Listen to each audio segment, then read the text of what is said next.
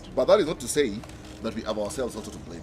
I have noted with great concern, for example, that in Kenya, any time a Kenyan is given the opportunity to prove that we can just be as good managers as our counterparts from the first world, we goof.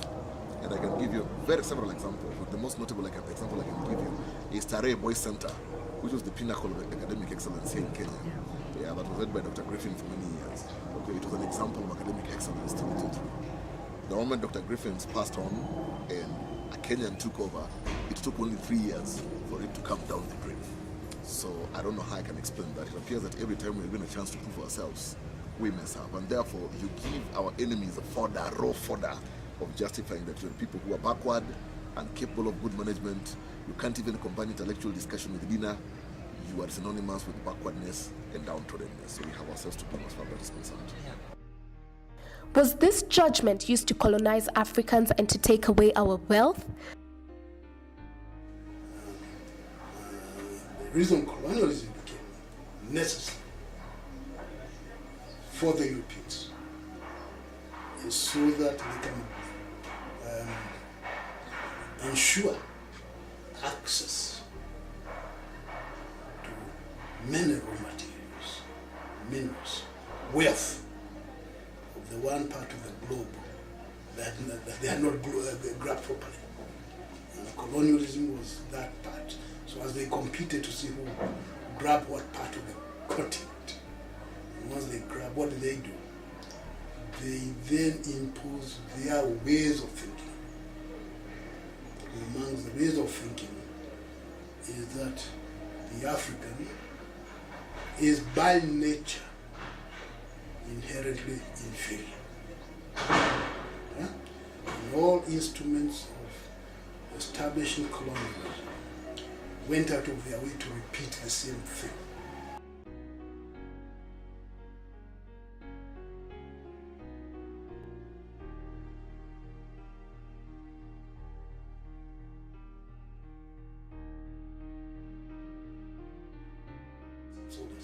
So soldiers were there to shoot people. They did.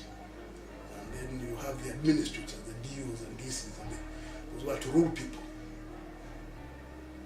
who are to serve the colonial interest. Then you have the missionaries. And their purpose was to force people to change their mindset. Stop thinking that you are, as an African, you are independent. You cannot be an independent person because you are not capable of thinking. Because you are not capable of thinking, you cannot be human enough. So you can only be guided by being told what is good for you. Now that process was very painful because what you had, the legitimation of law and thinking stopped being African. So you say something, you do something, you try to get it legitimized by somebody from London, from Brussels, from Paris, and later on from Washington. Was the election of President Barack Obama as the 44th President of the United States a symbol of progress from the dark days, or was it just a gimmick, a calculated illusion to lie to Africans that we have a place at the table of global control? When you look at what happened in the last U.S. election, it was the people of color who voted for Obama. It was the women who voted for Obama, and it was the young people who voted for Obama. So when you look at the demographics of the U.S., being a person of color means you are now in the majority. If you looked at people of color as a way of bringing everyone together in a cohesive fashion, I don't see it as a negative anymore. He has some symbolic satisfaction to make people feel good. Kenyans were excited he got elected. Why? Because his father was from Uganda. Did they mean that there are any benefits going to come to Kenya because of that? None. None. It's maybe a tourist hotel in Uganda. A few roads here and there. Small things, Yeah. But substantially none. In 1945, when the United Nations was formed, only 4 countries in Africa were member states. This included the Republic of South Africa, then under the apartheid regime, Right now, there are 54 member states from Africa, the majority of which gained their independence during the 1960s. The unfortunate tragedy is that even with this majority, Africans have barely managed to push for legislations and resolutions that have advanced the African cause.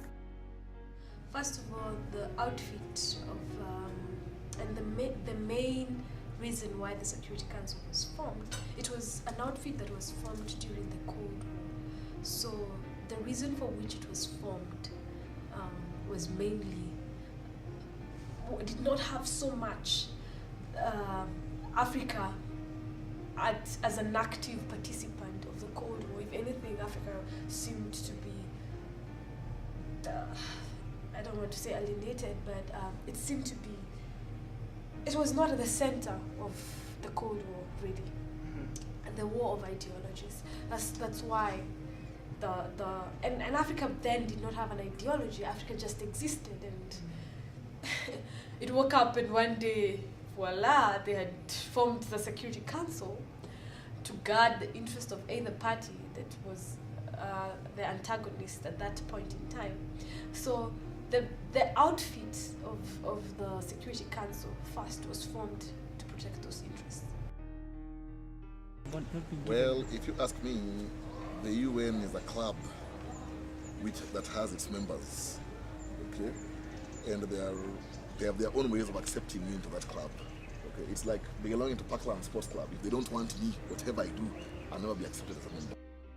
The interest or fight for a fair share of global economic power, or even a permanent seat at the UN Security Council, is a subject that African leaders have feared discussing or just blatantly ignored. It's really hard to get Africa to fit into that outfit right now. So my view would be that the Security Council needs an overhaul, really, to have an ideology and a basis for which to form it as of the time now. But talking about an overhaul, maybe to be direct, I think it would be, they have thought about it, but because they can't entirely overhaul it, they are thinking of getting Africa into it. But what happens is that we get the rotation of seats, non-permanent. So whether it's a case of African leadership complacency or not, I think it's not. It's something that was already cast in stone. However, that is not to mean that Africa can and will stay out of the Security Council. With enough pressure from the member states of the United Nations that come from Africa, and a united front to vouch for Africa representation in the Security Council, it is possible to actually get a permanent membership in the Security Council. But also, there's also the whole Big Brother struggle, who among the African countries will really represent the African interests. And states being very rational, we may have an African country, but it may not even represent the African interests. So it's a very delicate scenario. The subject of genuine economic reforms and improvement of democracy in this region is still up for discussion. You have these two forces within the African person. Those questioning the given and those accepting the given. So those who simply accepted the new colonial state did not question it. They simply went ahead, they got beat, they got overworked, they got undone everything. And because they had been taught and they accepted that they're inferior. Those few who started raising questions, then they got falling. They said, no, it can be better than this. We do not have to accept this. Because we clearly, if you're thinking, you can see it is not in our interest. And that's the anti-colonial agenda. From the time of independence, what do we have? The same struggle continuing.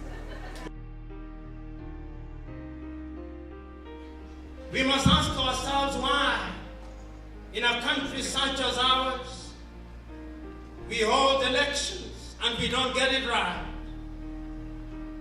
They do so in Zaire or Democratic Republic of Congo and we grumble along.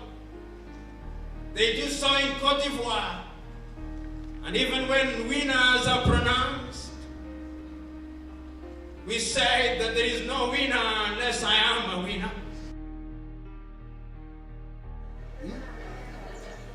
Because at the independence, in most cases what happened, once the colonial officials realized they were leaving, they had no choice but to.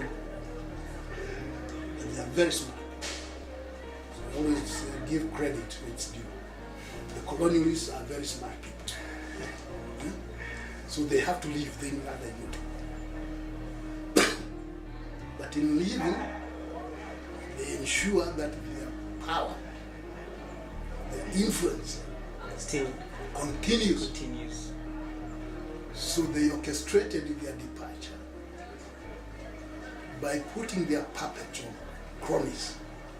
Then because if you look at the anti-colonial movement, most of it had very little in terms of ideological disruption.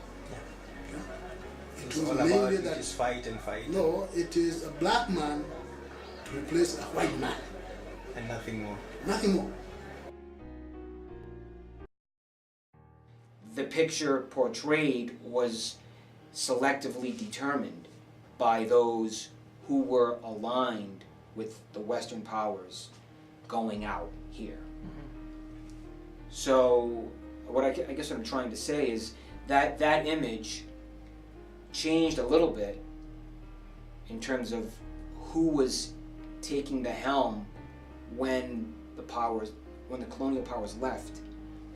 But they shaped the image either directly or indirectly in conjunction with interests of the West. Yeah, inconsistency with it. Yeah. So we have this struggle of the mind. It's actually the struggle of the mind, not material. Of course, it becomes then cascades downwards to materialism. But at present, those who accept continuous direction or guidance from outside are holding their upper hand.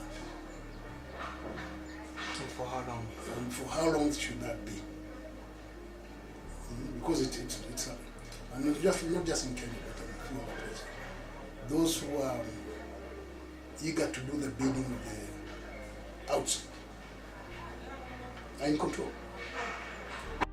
The United States, a self-proclaimed prefect, engineer, and protector of global political reform and the democratic process, for the longest time gave out conditions for giving out aid to Sub Saharan Africa. There are a number of issues that neither John McCain nor Barack Obama want to talk about. I have no problem talking about them. The United States has so much that it can give to the world and that it can give specifically to the continent of Africa. It doesn't have to give Africa AFRICOM, which is just another way of militarizing our foreign policy toward the African continent, stationing troops, pre-positioning military hardware on the continent for the further control of the natural resources and, of course, the human resources that are on that continent.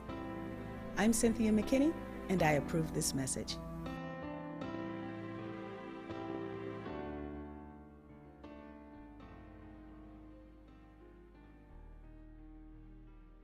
The United States desperately needed a partnership with the willing African states, of course, for geopolitical interests. I also think it's a matter of economic clout. We have to really build our economies, not to expect donor money to build our economies. There have been several schools of thought and theories on both the formally known and the unofficial roles of the Bretton Woods institution in Africa. I would say that the microenvironment is more of a responsibility of the World Bank, whereas the IMF focuses more on macroeconomic issues And with our sister institution, the World Trade Organization, they focus more on trade liberalization issues. And incurring debt is a sovereign decision. It's the government that decides to take on debt for its development needs. It doesn't mean that debt is bad, not at all. Debt can contribute to higher growth if it's used efficiently and in a fiscally sustainable manner. And that's where the IMF comes in, providing policy advice and assistance to the government in order to manage debt well and on a sustainable basis. Since independence of the African states, the Bretton Woods institutions have taken the policy advisory role, giving advice on the control and engineering of the economic reform process in the new free states. That's important. Yes, well, thank you very much for this opportunity. And the first thing I'd like to say is, if the multilateral financial institutions are responsible for what's happening in the region, I think at least the experience of the last 12 years is a very positive one, because we've seen high growth rates. I think with regard to the experience of the 1980s, the 1990s, the difficult structural adjustment period years, I think these were mainly the result of attempts to correct for some of the weak macroeconomic policies of the past, including in the 1970s, the early 1980s, when there was really lacking fiscal discipline, and hence growing fiscal deficits. You had high rates of inflation, which led to currencies being devalued, and essentially also very high levels of indebtedness. You saw debt levels rise very significantly in the period during which countries were not generating the resources to repay their loans. So all these factors combined meant that by the mid-80s, let's say, macroeconomic conditions for a majority of countries in the region had become quite weak, and that called for some what we call then structural adjustment policies, basically to get macroeconomic policies back on track and to create confidence in these economies again and create the right conditions for growth. How effective has this been in helping the Sub-Saharan African economy? These policies were indeed difficult policies, but I think they have produced results. What we see now is that most countries in Sub-Saharan Africa have been implementing good macroeconomic policies. If we look at inflation levels, they've come down very, very significantly. I would take, for instance, the case of Kenya. Sound macroeconomic policies and monetary policy in the last few years, and in last year in particular, have been successful in terms of generating low rates of inflation. We're seeing now that inflation in Kenya, for instance, is back to about 3% headline inflation. So essentially what we're seeing is that countries have built their capacity to put in place sound macroeconomic policies. The same applies to fiscal policies.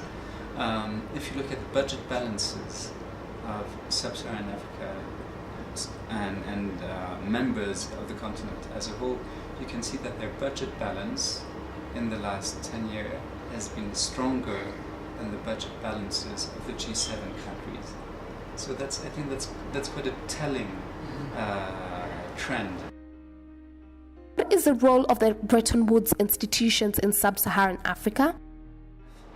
As an institution, the role of the IMF is to promote sound macroeconomic policies and to promote multilateral economic cooperation. And this we do with our sister institutions like the World Bank and the World Trade Organization. There are three main ways in which we support our member states. We have 188 member states, and you can really divide the activities of the IMF into three main areas. The first that we provide to all our member states is economic surveillance. What do I mean by that? Is that every year a team of economists from the IMF meets with the country authorities, whether it's the Ministry of Finance, Central Bank, Ministry of Planning, representatives of the private sector, representatives of civil society, members of parliament, essentially to discuss recent economic developments, macroeconomic developments, and the outlook for the country. So we look at monetary policies, we look at the budget, fiscal policies, we look at debt ratios, and we have discussions with the authorities on what their main policy priorities are. If we see areas of weaknesses in macroeconomic policy, we make recommendations so that the authorities can address those weaknesses, and every year we come for the annual checkup, so to speak. And so we simply make policy recommendations, and of course our member states are free to take on or not to take on that advice. That's important.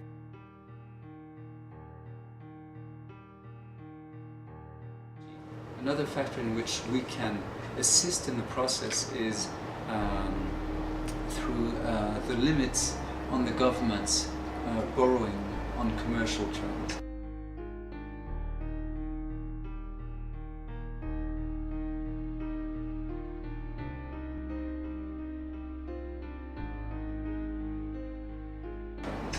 Because Kenya is a low-income country, when there is a program in place with the IMF, there is a limit on the amount of borrowing the government can take out externally on terms which are commercial.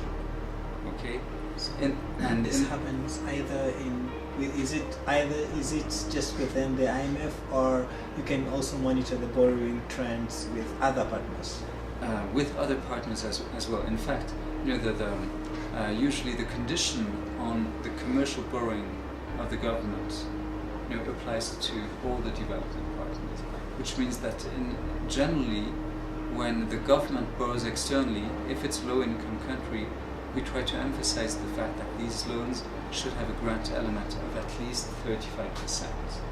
But because Kenya's debt position is a relatively strong one, because the country has demonstrated its capacity to manage its debt well, it has a ceiling on commercial borrowing, okay, which means that for some projects the government can go out and borrow on international markets or with other development partners at rates which are commercial.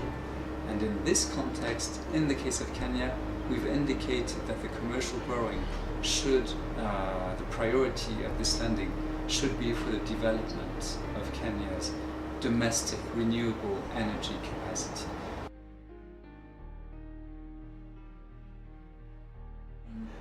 Another key role is precisely for those countries that face greater economic difficulties and that have a need for financing. The IMF provides balance of payments support. So that's money that goes directly to the central bank and which aims at strengthening the international reserves position of the central bank. And this is generally necessary when a country faces difficulties in its balance of payments position. What does that mean? That means that usually a country is importing much more than it exports, or that a country's financial sector may be facing tensions, difficulties, panic from investors, and hence the IMF support is needed to try and stabilize the situation. And the financing can be either on a short-term basis, which is more generally the case with advanced economies facing a financial crisis, or it can be of a longer-term nature. And this, in such a case, the lending could be, for instance, for 3 years.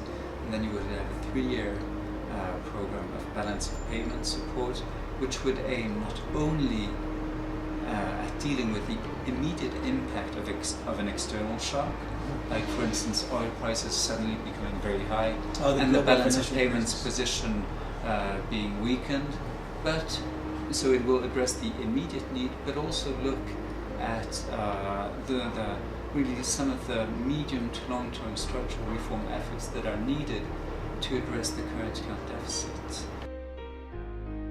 There has been a problem defining and understanding the distinctions in responsibilities and the roles between the Bretton Woods institutions and the member states when it comes to economic management. Another third key component of the IMF support to its member state is technical assistance. What is technical assistance? It's capacity building. And that's essentially the experts from the IMF providing policy advice to the country authorities in the area of fiscal policy, monetary policy, debt management, or even the quality of macroeconomic statistics. A case in point is the support that we've given to the Treasury of Kenya in the drafting of the new Public Financial Management Act that was adopted in August of this year, and which is really a very important document because it provides for the establishment of sound fiscal management principles at both the country, at both the national and the county level. So essentially, this technical advice was instrumental in developing a sound, comprehensive regulatory framework for public financial management, and that contributes to more efficient delivery of social services, more accountability and transparency in the handling of public funds, and greater accountability of the government, of members of parliament, and also greater participation of stakeholders in the Kenyan society.